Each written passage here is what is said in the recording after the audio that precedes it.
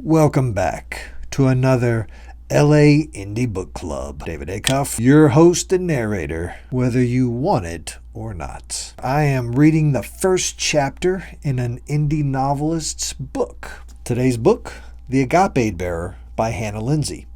Now, I found Hanna on Instagram, and she was just doing some really cool stuff with some of her character art, like really cool comic book type stuff. And so I bought this book thinking there'd be pictures. There's no pictures in the whole book. All that beautiful artwork, where is it? Anyways, so it's a book. So I thought it was going to be like a comic book, a graphic novel, and it's a book. So the cover looks great. Let's talk about covers for a second. It looks really nice. But again, when you're looking at online at a thumbnail, I don't know if it pops. I mean, it's great, but I don't know if it pops as a thumbnail, and that's something I've started to consider with all my novels. Let's look at one of my own books. It's not bad. It's artistic, which I like that. You know, I paid money for this cover to be made, so it's very artistic. It would look good as a movie poster, stuff like that. The problem is, as a thumbnail, once you get it back this far, that's not going to pop. That's not going to make somebody just scoop it up off Amazon. That's something I'm always considering ever since then for other novels. Something that pops on a thumbnail. Not just big when they're looking at the whole cover, but even as a little tiny thumbnail, does it stand out? Let's talk about covers for a little bit. They say you can't judge a book by its cover. You can, actually. You can. Not to throw anybody out under the bus, but guys, this is very basic kind of stuff over clip art. That's not going to make anybody want to buy a book. Like, this is a romance novel. Like, my friend that wrote this, it's a romance novel, straight up. And that cover is not really selling it. I mean, it's basic. It kind of looks like a script, like laying down on the ground with a spotlight, so it's very film noir, but between the cover and then the inside margins, like, they're not even justified. So to me, I look at that and my OCD is like, nah. Same with this one. It's not just the cover. And look at that layout. People open this book and they're going to like, self-published. The self-published market has left a bad taste in people's mouth. We're trying to come up with better stuff that looks great inside and out. See, justified margins. It's just, how nice is that? So, without further ado, let's get into Hanna Lindsey's epic tome. Look at this. All right. So let's read the back. He's the gardener of stars. She's the new Agapéd. I think I'm saying Agapéd right. It's got the E with the little over top accent aigu, as we say in le français. All right. He's the gardener of the stars. She's the new Agapéd. Lisa Robbie, a freckled, soon-to-be 8th grade girl from Keyport, New Jersey, happens upon a shooting star that isn't merely space debris, but is magic, the Agapéd Magic. This leads her to a whole new way of life, where she learns she has the most powerful magic in all 4 galaxies, a power that the Guardians have waited 120 years for, and they are not too thrilled about it. The only person who sees her worthy enough to wield this magic is the 700-year-old brutish wishing star gardener, Gaius. Still, even he won't tell her the Agapéd's true purpose, the purpose for Lisa's life. Why don't they like me having this magic? What is so special about it? Why are they keeping me and this Agapéd magic a secret? Curiosity takes Lisa's new life down a path of nightmares as the Agapéd magic begins to take a toll on her heart, and she must decide if this new way of life is worth all the pain and sorrow tagged along with it. The Agapéd Bearer, Wishing Stars, begins the epic light versus darkness saga a fantasy adventure perfect for those who enjoy constant tugging at their heartstrings and plenty of magical encounters. Good. It tells us Hanna Lindsey is the author of the Agapéd Bearer saga, with the Agapéd Bearer Wishing Stars being her debut novel. She writes fantasy fiction that is a mix of the real world and daydreams. Hanna also illustrates her story and characters, showcasing her artwork on her social media platforms. That's what I was talking about. She has great art on her platforms, and none of it in here. Oh. Okay, but that's okay. That's okay. She lives with her husband in the Great Smoky Mountains of East Tennessee. Well, I've also got some relatives from Tennessee, from Knoxville. Dadgum. Anyways, we will not read the whole book in Mater voice. And again, I apologize in advance for mispronouncing all of your character names and places and locations and fantasy creatures. It's my first read-through. I've not looked at this at all. This is like the prologue. Rainamir, my dear Ariella, I have heard your call, and because of your loyalty to me, I will bestow to you a power to stop your fallen Elysian brethren. A magic superior to everything you have known, for its origin is from me, and its light is of my light. Know this, the power that darkness has over the fallen is one that is now of man. This magic I gift to stop their destruction is not for you, Ariella. It is for the human heart of its choosing.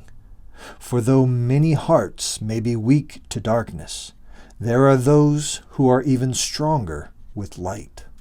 This magic, this light, will be unlike any other in the history of time. This magic, the Agapéd Magic, will choose a heart to home, one that is good and has the strength to face calamity. For as long as there is darkness among man, the Agapéd will be called. The heart of man is stronger than you and your guardians may know. So do not fret, my dear Ariella, and know that I love you, for even a glow from the smallest star can be a guiding light in the deepest dark. For over 500 years, Rainamir's gift of the Agapéd has saved our worlds from the fallen, and now it must do so again, lest calamity consumes all. Chapter 1, Fallen Star. Without a doubt, there were two things I knew to be 100% true. First, that middle school was the absolute worst, and second, that magic was real. You could be new to the neighborhood like me, already have a kid of your own like Mom, or be as old as dirt like Grandma, and agree that middle school, at any time period, was never the best experience. You looked forward to turning 13, finally discarding the title of kid and being able to watch PG-13 movies without hiding it from your mom. But then you realized it was just a number. 1 foot onto the grimy floors of an educational building that could pass as a prison with poorly drawn artwork hanging on every brick wall, and you were still as pathetic as before. Someone was already older than you, mentally or physically, or both. Judgment came from the teachers and the little 6th graders alike, making you feel even worse about your already low-level self-esteem. There was always someone prettier than you, no matter what class you were stuck in, and to top it off, there was no escape.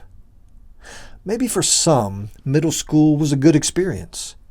They must have had what I called confidence, and I had never seen it when I looked in the mirror, and every time I tried to find some, fear squashed it like an ant and scraped it off on the curb alongside of the school doors.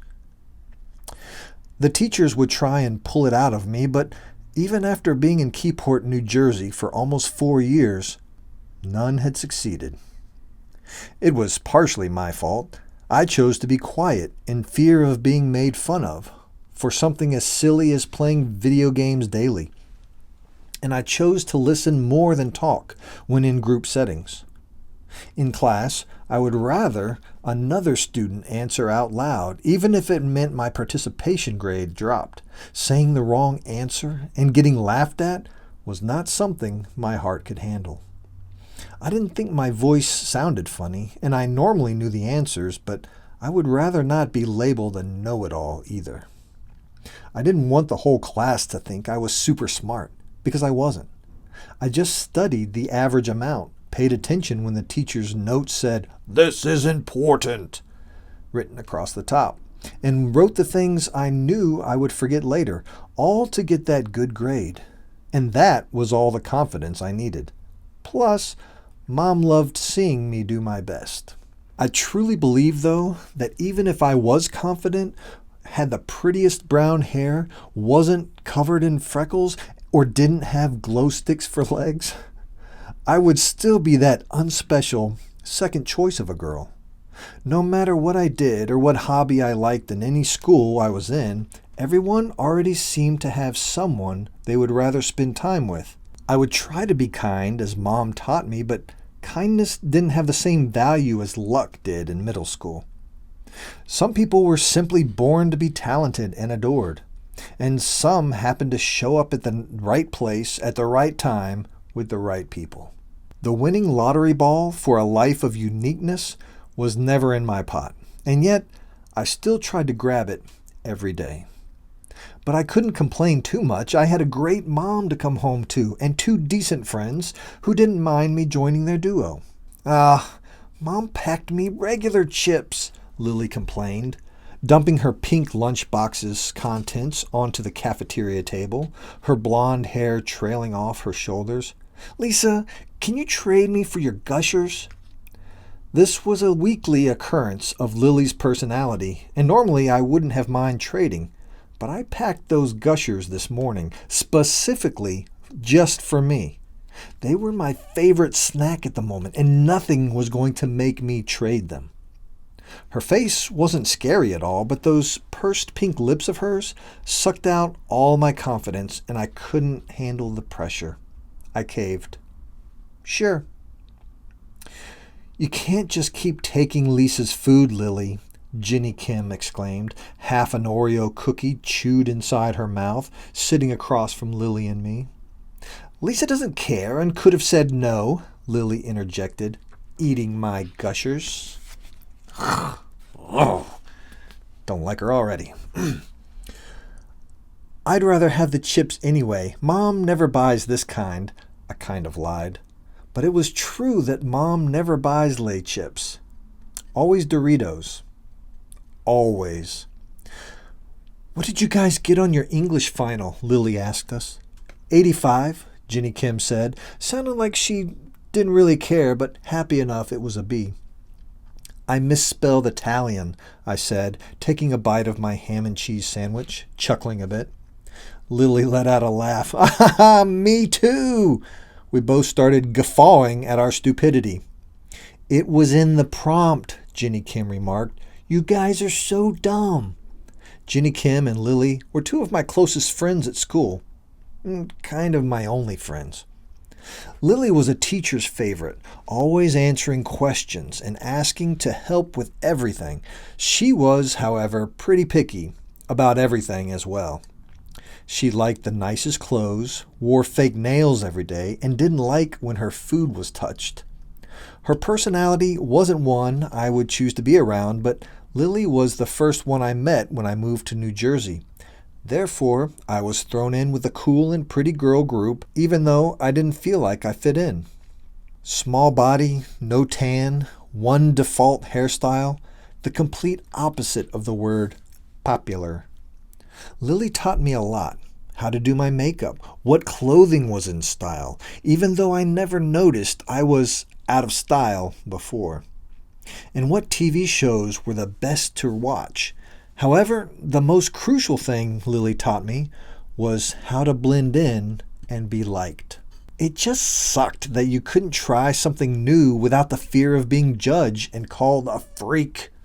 Ginny Kim was the opposite of Lily, with only confidence and gorgeous hair in common.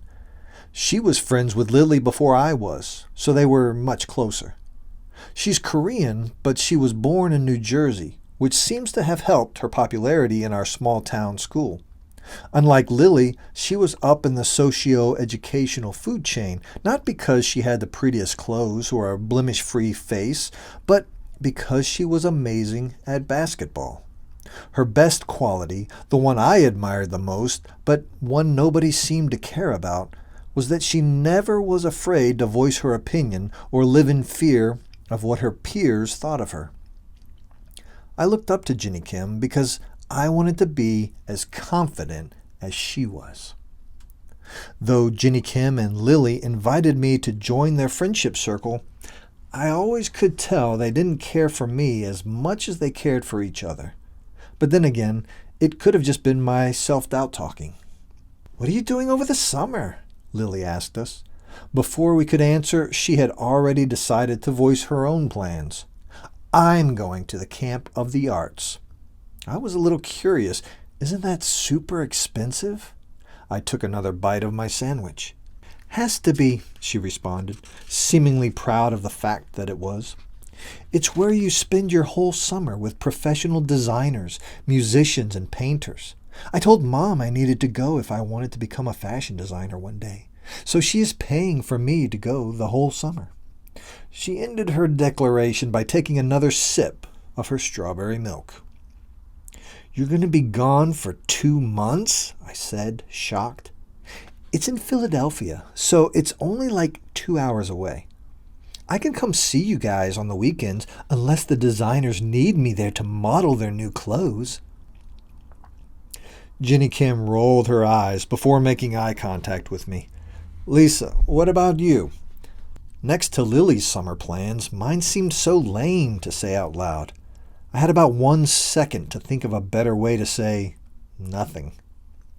"My mom normally plans something for fun for the two of us. I think she might take me to the beach or something." I lied again. Sort of. I mean, she could surprise me with a beach trip, but the possibility was quite low since she hates traveling and sand. I quickly turned the attention back to Ginny Kim. "Are you going to visit your dad's family this year?" "Nope, Mom's."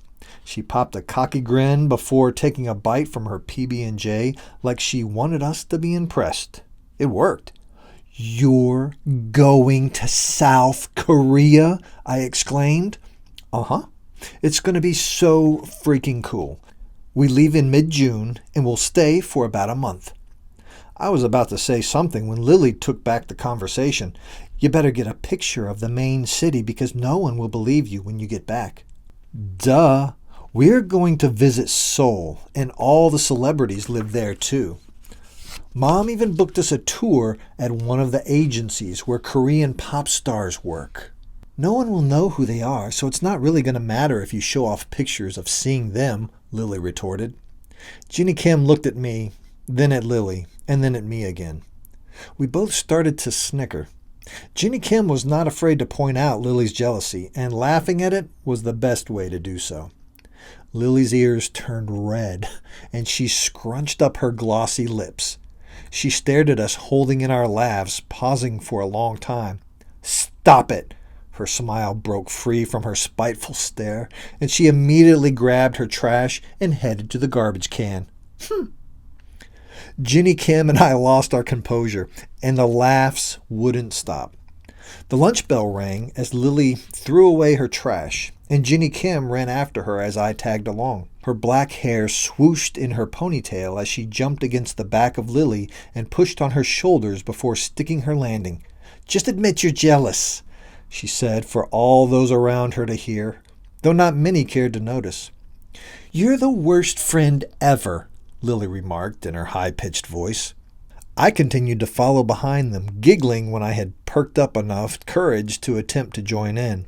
I was about to grab Lily's arm and tell her I'd be her friend if Ginny wasn't, when all of a sudden Ginny Kim nudged me to the side. It was by accident, seeing as she didn't pay attention to me, almost hitting the brick wall. My chuckling became more discreet. Jealous, Ginny Kim sang, not letting Lily get away with her envious attitude. Lily pushed her shoulder against Ginny Kim, which caused her to almost knock me into John Peters, right into the lockers. Sorry, John, I quickly said, feeling the embarrassment turning my face pink. Oh, you're good, he said, never looking in my direction. Lily and Ginny Kim didn't even notice the incident, continuing their happy stride down the hall, laughing and locking arms. I hunched my shoulders, gripping the straps on my backpack. All the confidence I had to join in on the escorting down the hall was gone. I had hoped they'd noticed, but like always, it seemed I was third-wheeling again to the next class. As far as friends went, it wasn't like they were the best, but they didn't call me ugly or tell me to leave when I was around. They were the only ones, too, who bothered to give me the time of day when no other students did. Would I choose them in a lineup of 13-year-olds to be my friend if a complete new girl said, "Hey, you seem pretty cool"? No, but our school was small and I was shy. They were the only friends I had. I quietly trailed behind them like I always did, keeping thoughts of summer break swimming through my mind to bring my mood back up. One by one, kids started jumping into their assigned vehicles, fleeing the school car rider line as fast as possible. I took out my MP3 player and placed my earbuds in my ears so I didn't have to wait in silence for my mom to arrive. Lily and Ginny Kim's moms had already picked them up from school, and I was stranded to wait by myself for the rest of the duration of 3 p.m. This was normal for me, though. The rest of the duration of 3 p.m. Okay. This was normal for me, though. Mom didn't get off work until 3, and it took her about 20 minutes to get from the office to the school.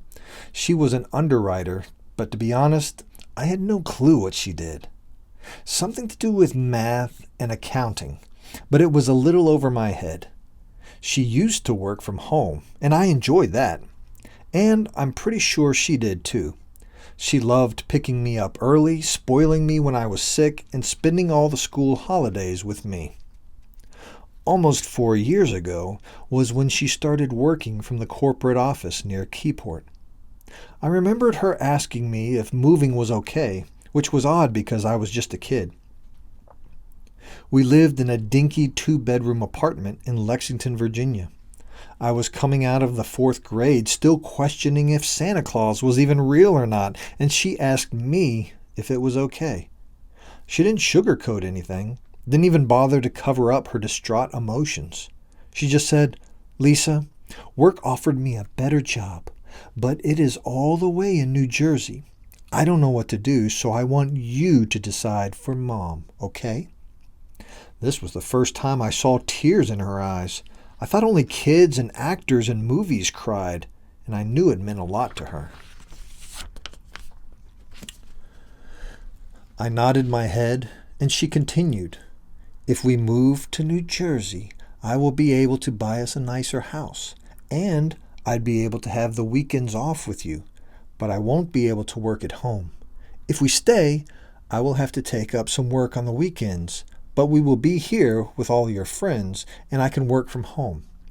She was sitting on the couch with both of her legs crossed like a toddler in kindergarten. My hands were grasped in hers as she waited for my answer. Most kids would have said whatever their parents wanted to hear, or would have made some type of deal where if they move, they will get more toys or the best room in the house.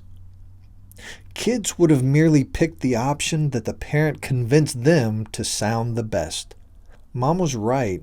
I would still have her there and all my friends if we stayed. I remember looking at Mom and telling her my answer. I want to move. Little 9-year-old me thought about the pros and cons and ignored them. I was a child, but that didn't mean I was inconsiderate. Mom clearly wanted more money for us and to be away from Grandma, starting a new life with just the two of us. Maybe she thought I wouldn't understand the true worth of money. Or maybe she just wanted to have an excuse for why she shouldn't take it, but I could feel the worry coming through her words when she asked me. I was already happy where I was, not because of my friends. It was her. Choosing something to make Mom happy wasn't a hard choice at all. "Lisa!" an all too familiar voice shouted, interrupting my thoughts outside of school. I paused my music and put away my MP3 player as a white Corolla came to a stop right in front of me. Sounds of old 80s music were playing out of the rolled down window. The reflux, flap, flap, flap, flap, flap, flap. That's not in here. The 80s part is. I walked a couple of steps, opened the door, and slung my backpack to the car floor, and Mom started to drive off. "Hey, sweetie, how was school?" Mom said cheerfully, turning down the music. She wore pastel green work pants with a white blouse and matching shoes. Her hair was clamped back with loose strands dangling beside her clay-made earrings. She only had a little mascara on, and her peachy lipstick had faded away since early that morning. She still looked as pretty as ever. Mom was born with a type of coveted natural glamour, more so than most moms I knew. She didn't need makeup, never wore much to begin with, and was skinnier and more toned compared to my friends' moms, but that also had to do with her age. She had me when she was only 19 years old, and whenever we were together, a lot of people would think she was my aunt or much older sister. People say we looked extremely alike, but I didn't see it. She had thicker hair, tanned skin, and a narrower jaw, while I was stuck with a baby face covered in freckles. We both did have the same eye color, but boring blue was nothing to brag about, and we both held the same destiny, never to reach above the height of 5'4" without high heels. "Good," I responded. "Oh, really? So your English final went well?" Most parents would stop after their kid says, "Good." I thought most people assumed that good was code for don't talk to me, but it wasn't. It was more like a test to see if you genuinely care about the person's day or if you're just trying to break the silence. Mom always cared. "Yeah, except I did such a stupid thing," I said. "Oh, don't say stupid. Did you spell your name wrong or something?" "I misspelled Italian." "That's not so bad. The prompt was write a short narrative about an Italian chef." Mom paused. "Italian is in the title, Mom." "Ah, and you misspelled it," I huffed. "Misspelled it. Misspelled it," I huffed.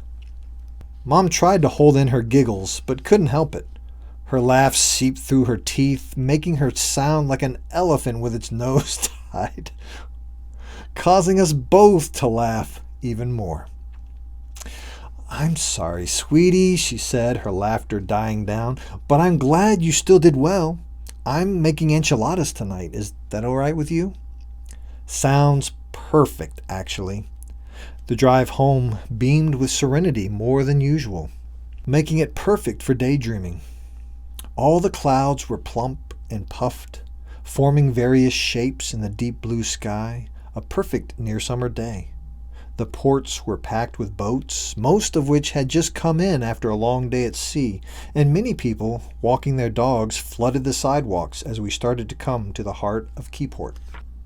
Our neighborhood was toward the end of the crowded area, right where the trees popped up and the tall buildings dissipated. It was much nicer compared to our small apartment back in Virginia. Finally, we had a dining room and a garage instead of street parking. We now lived in the middle of the suburb, the house with the only light blue door.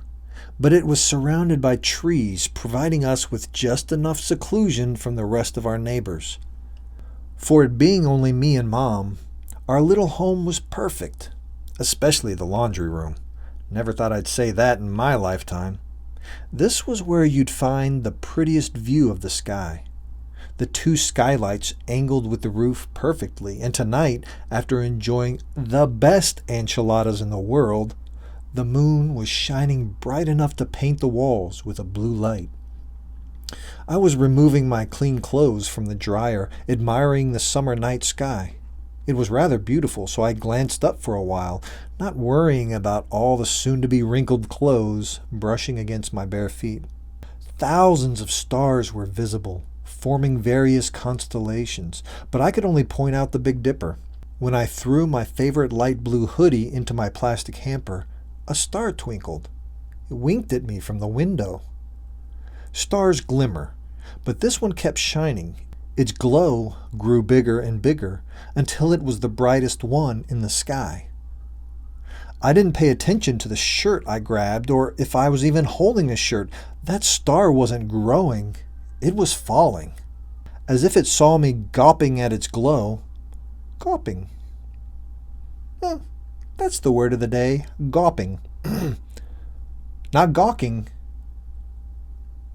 As if it saw me gawping at its glow, a purple glow, and not the usual yellow or white, that iridescent star shot out of the sky like a celestial bullet.